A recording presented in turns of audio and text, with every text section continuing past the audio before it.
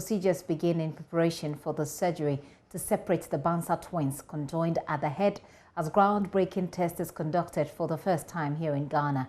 There is more in this report.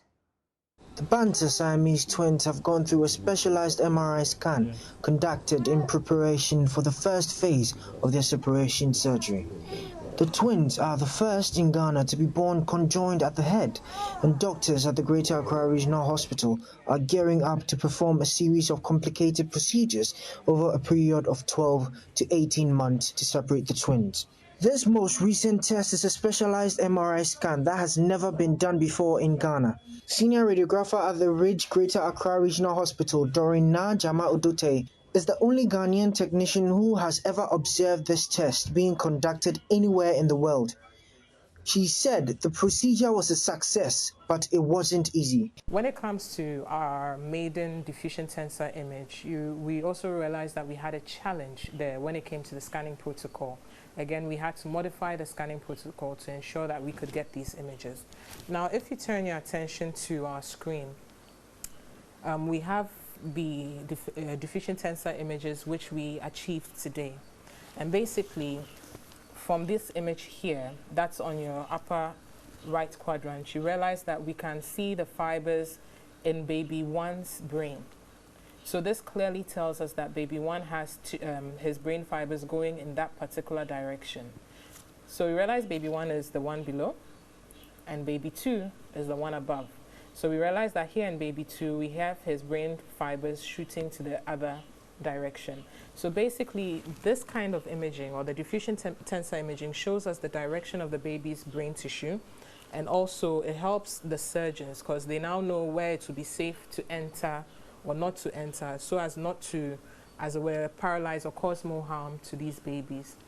This will also help us to, or the whole craniophagos team, to fabricate the models which will be needed during the practice leading towards the surgery. So despite the challenges that were faced today in our scan, the scan did come out successfully. Top neurosurgeon and team leader on the case, Dr. Kaba, explained that the test was hitherto considered unfeasible. He also explained why the successful completion of the procedure was good news, not only for the twins, but for all Ghanaians. This test that we have done today is extremely important, not only for the kids, but for people who have brain tumors, stroke, and other neurological diseases, even heart diseases and many others. It actually allows us to see the tracks in the brain, to know exactly where we are, what to touch and what not to touch, what is affected and what is not affected.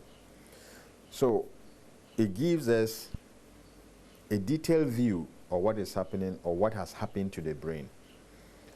And regarding the twins, it will actually help us to have a more detailed study of their anatomy to be able to plan for a successful surgery. I must say that until we received them, we didn't know that this test could be done in Ghana. And it's the first time we are having it done in Ghana and in the sub-region. We didn't know that the technician could do it until we started asking, who can help us with this? Who can help us with this? Everybody saying, our machine doesn't have this, our machine doesn't have this, and we got to know that Rich Hospital machine has it. And the technician in Rich has done it before. And that by itself is a great, great relief when it comes to the diagnosis and treatment of other diseases, including heart, brain, and spinal cord, and other organs.